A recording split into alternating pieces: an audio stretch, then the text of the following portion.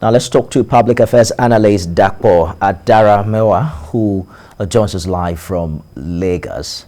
So it's a tale of two stories, and there's a bit of confusion as regards which take precedence at this time.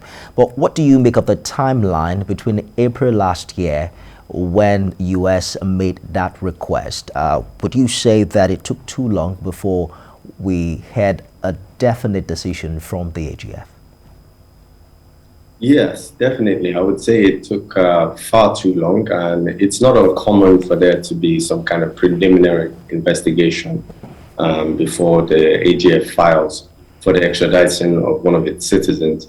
But I think in this particular case, it took far too long. Most Nigerians are very uncomfortable with it. But I mean, we're happy to see that it has come now.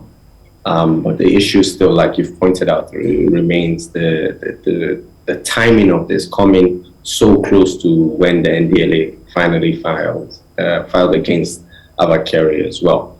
But I think the key thing is that the Attorney General of the Federation does have the power to actually suspend that trial as far as it comes before a judgment has been made.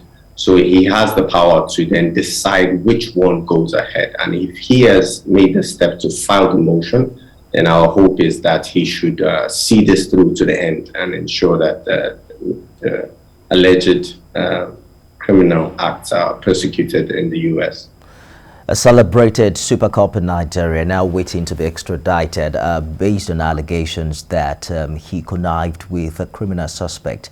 How much of a hit would you say the Nigeria police force is taking image-wise, and how do you think that can be rectified?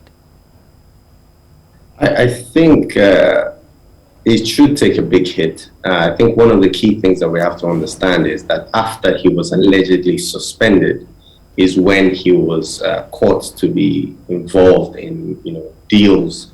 And it seemed that at that point he was presenting himself as an active police officer still, regardless of the fact that he has been suspended. So one needs to question the internal procedures within the police and the fact that somebody who had been also being accused of previous crimes.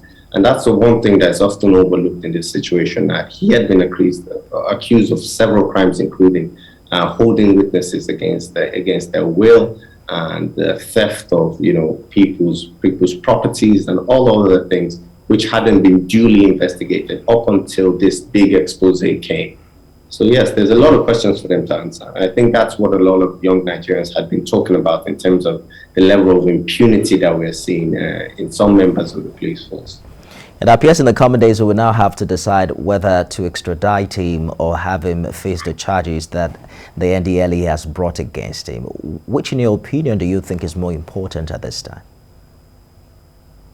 I think if we had ultimate faith in the judicial system that it was incorruptible, then I think the Nigerian case should take precedent. But seeing as we cannot say for certainty that that is going to be true, I think it's better for him to face his trial in the US. And it's not one or the other. There is no statute of limitation on criminal persecution. So he can very well go serve out his time if he is found guilty in the US, and the day he arrives back on the shores of Nigeria, he's rearrested and tried for the alleged criminal acts that he committed here. But I think our focus should be on extraditing him to send a clear message to the rest of the world that we as a nation do not tolerate criminality among ourselves. Public affairs.